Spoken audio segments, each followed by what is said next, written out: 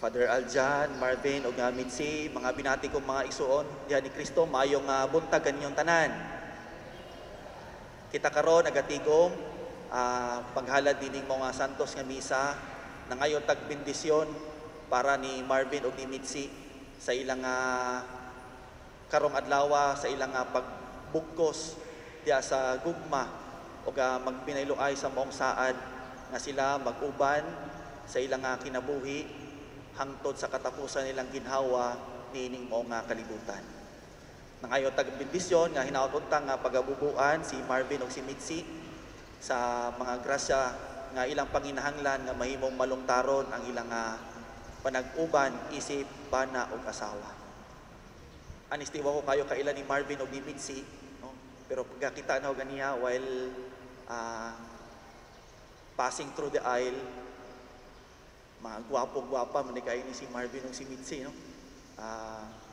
Blessed kayo ni Lord sa higasahan ni mga pagagwapo ug pagagwapa. Unya iskot mi kaniya ni Father Aljan ug kisay mo paambit namong duha, ningon siya nga ako sa lang nga mo'y mawali, mo'y mohatag ni mong paambit. Unya tuguti ko sa paghatag ni mo nga hamubo nga saman sherry para ni Marvin ug ni Mitzi. Marvin ug Mitzi, uson ta ko nga ang iwali na ninyo karon may tungod ni mo nga purpose of marriage. Ngano man ang lalaki o babae magpakasalman. May suon tingali ang initial stage ni moingon ta nga naghigugmaay man silang duha, Father. Masin moingon si Marvin nga Father, nahigugma ko kaayo ni Mitzi, Father. O si Mitzi moingon pod nga Father, kanang I cannot stand the thought of losing kanang Marvin, Father. I cannot live without Marvin, Father. Muna nga gusto ko magpakasal niya, Father. Ang mga gugma nga gaawas-awas nga way kabutangan, tingali mo'y initial nga mo nga pagbati ni Marvin o ni Mitzi. Pagkakita ni Marvin ni Mitzi dito sa UB, while nag-teach, heart iyang mata, sa kagwapa ni Mitzi, mo na nga, ang mga love at first sight, mo'y duso o nakapalambo o dugang sa mga gugma ni Marvin nga to ni Mitzi. And gusto ko mo to nga mutuality, no? The mutual feelings, no? Si Mitzi po pagkakita sa kagwapo ni Marvin, no? Di gyud sa kaingon nga dili sa makaangay, no? Sa kagwapa, no? Nito kay smile si Marvin nga pagkakita niya ni ini. But then, brothers and sisters, unsa may purpose of marriage? Di man pingon nga atong i-underplay ang gugma, pero gugma ba lang ba? Gugma lang ba ang rason para sa ang magtiayon moanhi para magpakasal? Magpahinumdom unta ko nga sa teolohiya o gani sa atong katisismo diya sa simbahan maigsuon Marvin ug Mitzi, the purpose of marriage or the purposes of marriage, first, unity. Unity, and secondly, procreation. Munang duha ang purpose of marriage. Nganong manhiman ta o pamanhiman mo para sa pagpakasal? Una, Marvin ug Mitzi, nakigbugkos mo sa usa-usa. Kanang the bond of marriage, the ties between you, blessed by the Lord. Mo na nga una nga rason nga nung magkapakasal mo tungod kay gusto mo nga magbugkos, no? Kanang bugkos nga way pagabadbad. Unya sa scrutiny ni Father Aljan diha ninyo, pangutan-on mo nga dili ang pangutana nag-ingon nga Marvin nahigugma ba kang Mitzi? Mitzi nahigugma ba kang Marvin? Dili iyon na ang tono sa pagpangutana. Ang pagpangutana, Marvin, muuyon ba ka nga mahimo kang bana? Ikaw Mitzi, mahimo man kang asawa? Musugot ba mo nga magbugkos mong duha?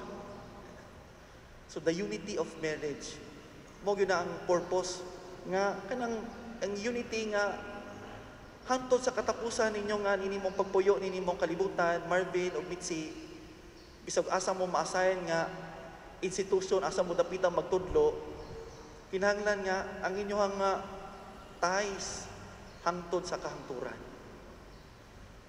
Og mag-away, away lang kutob. Og magluod, luod ra gyud kutob. Og adunay gamay nga masilo, silo ra gyud kutob. Og dili gyud moabot sa punto nga magbulag. Kay ngano man, gibugkos man mo.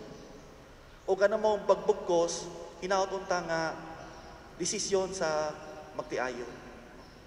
Og dili lamang ang unity between you, Mitzi and Marvin, dili lang kamong duha mo'y nagbugkos.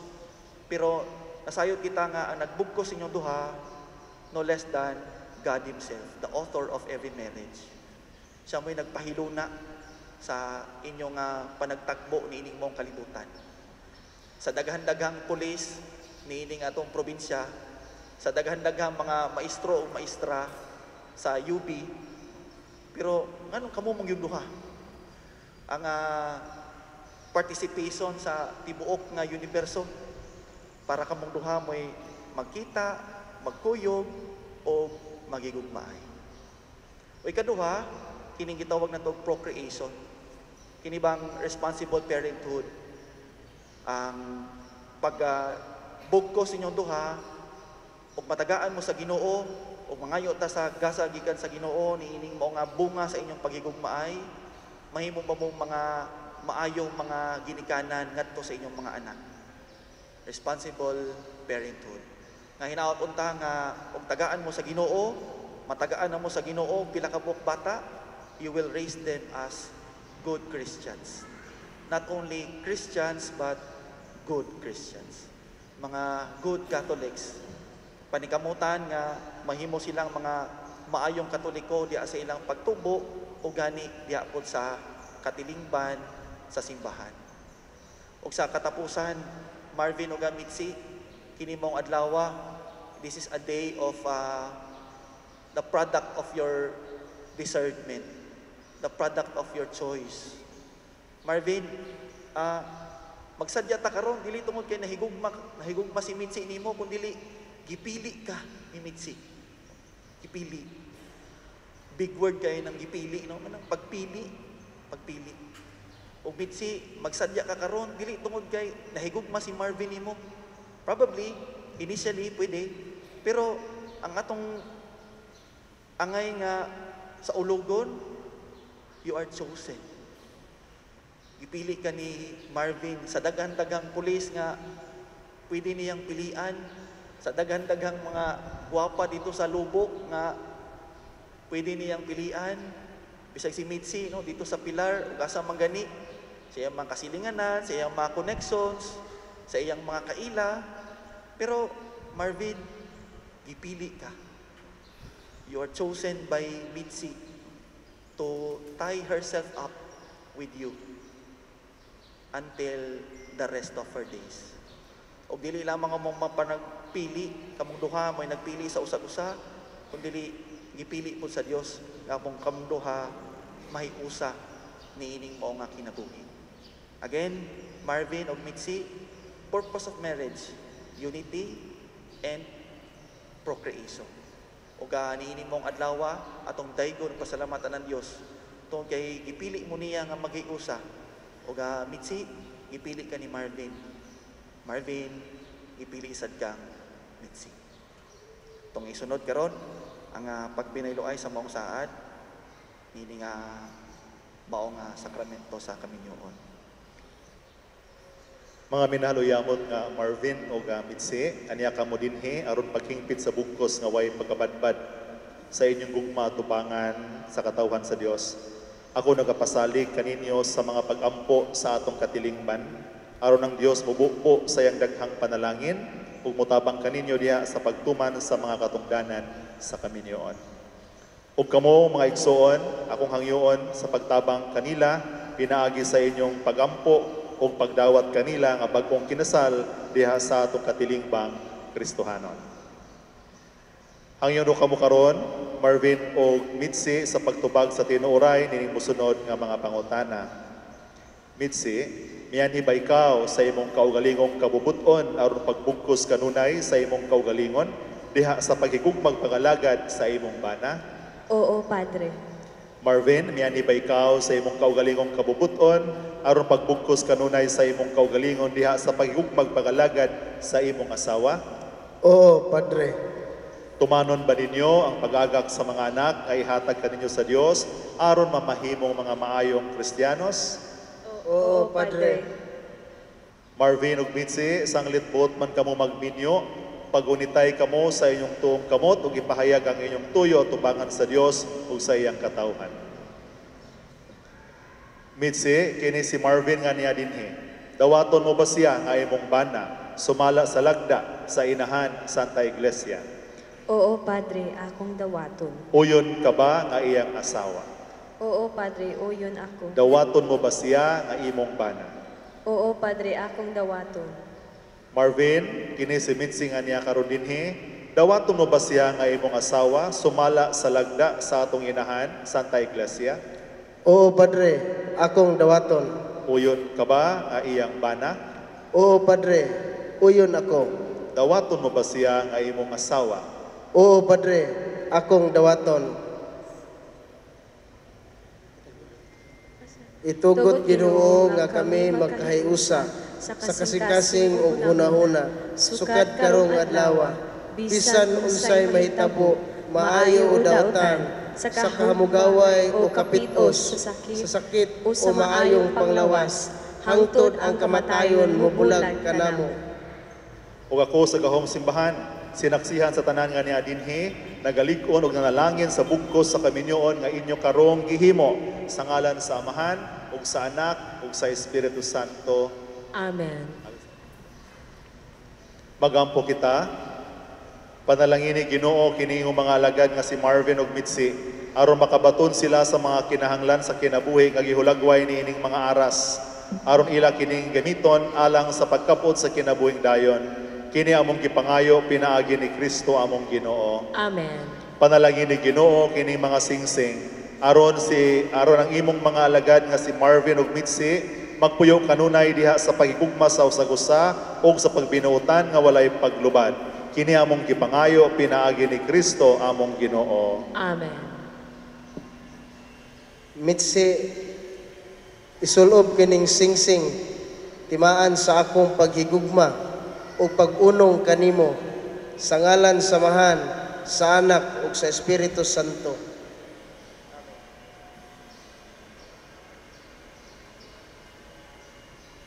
Marvin, isulob kining singsing, timaan sa akong paghigugma ug pag-unong kanimo sa ngalan sa Amahan ug sa Anak ug sa Espiritu Santo.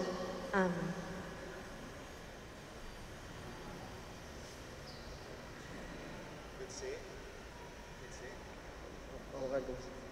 Mitsi, ako naghatag kanimo niining mga aras, pasalig sa akong paghalad, sa akong kaugalingon, alang sa imong kaayuhan, sa ngalan sa Amahan, sa Anak ug Espiritu Santo. Amen. Ug ako kining dawaton.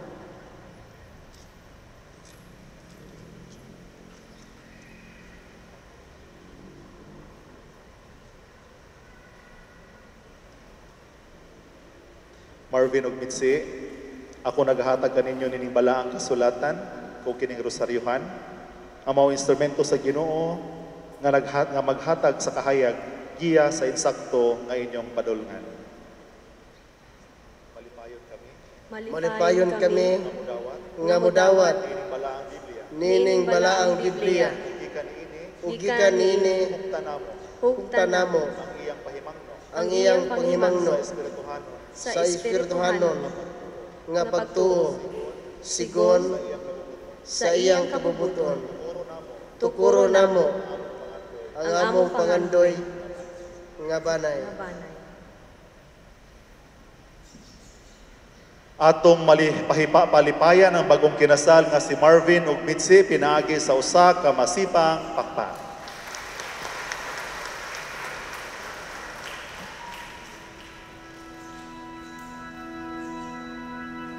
Alang sa atong balaan nga mahan dinhi sa yuta, ang Santo Papa, ang tanan nga mga obispo ug sa mga pari, sa tanang dapit nga sila mudala kanato ngadto sa mas lawom ug hugot nga pagtuo diha sa Ginoo ug sa usa ka lig-on nga gugma alang sa uban magampo kita sa Ginoo. Ginoo, dungga kami.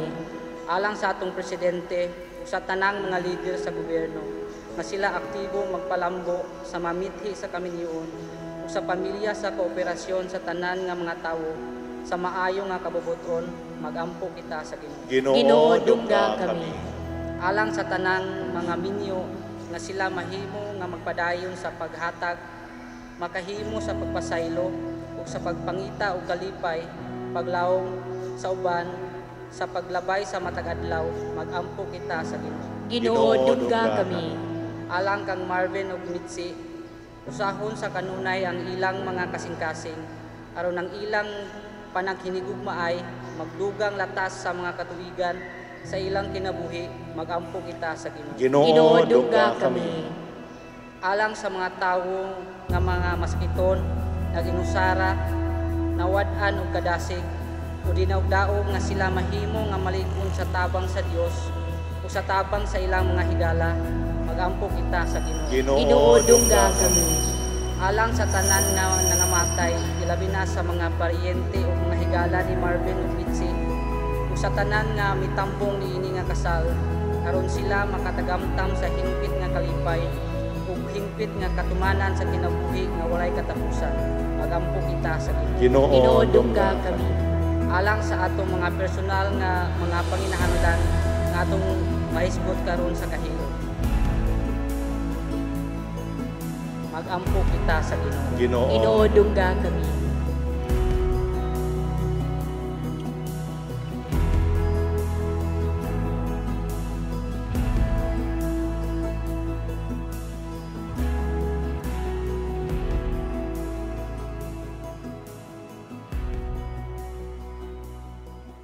Magampo kita.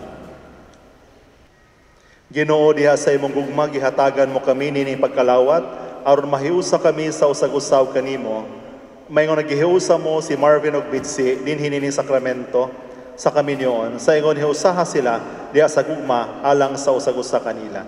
Kini among gipangayo pinaagi ni Kristo among Ginoo. Amen. Marvin ug Mitzi, karon nga nakadawat na kamo sakramento sa kaminyoon. Manalangin ako kaninyo nga magpabilin kamong magmatinud-anon sa usag-usa. Mitzi, higugmaa si Marvin imong bana og pagmaayong asawa diha sa pagtuo, paghigugma og pagkabalaan. Marvin, higugmaa ang imong asawa. Ingon nga si Kristo na higugma sa iyang simbahan og pagpuyo uban kaniya diha sa gugma nga maunongon. Ang Ginoo maanaa kaninyo. Maanaa usab kanimo. Manalangin kaninyo ang Dios pinaagi sa pulong sa iyang baba. Amen. Magiusa siya sa imong kasing-kasing diha sa malungtarong bugko sa gugmang timos. Amen. Panalanginan kamo diha sa inyong mga anak ug mga gugma nga inyong ibubo kanila basta ug sa kagatos kapilo. Amen. Ang kalinaw ni Kristo magpuyo kanunay diha sa inyong kasing-kasing ug inyong panimalay, makabaton kamo higalang tinuod nga mobarog kaninyo sa kalipay ug kaguol. Amen. Andam kamo kanunay pagtabang ug paghupay sa tanang moduol kaninyo diha sa ilang panginahanglan ug ang panalangin nga gisaad alang sa mga maluluyon mokunsa diha sa inyong panimalay. Amen. Panalanginan kamo sa Dios diha sa ilang kabudlay makapahimulos sa ilang bunga ang mga kabalaka dili makapaguol kaninyo ni ang tinguha sa mga butang yutan-on makapahisalaag kaninyo.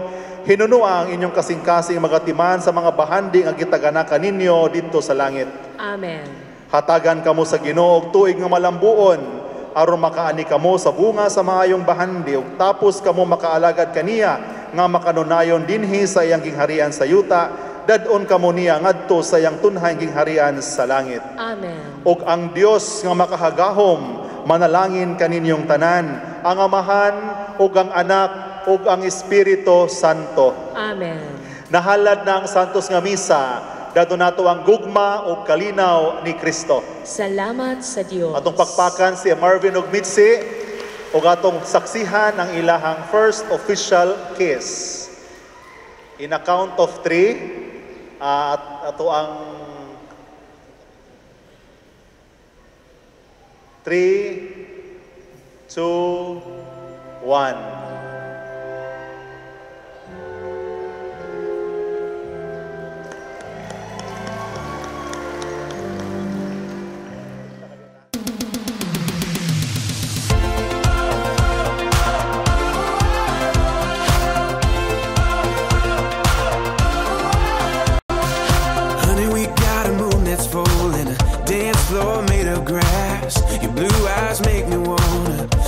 This evening last. Put on an old song, put on that new dress. Tomorrow's coming, but it ain't here yet. We got stars outside, just you and I got this feeling rising through the ceiling, singing ooh, darling, you got me feeling alright. Let me show you I was made to hold you.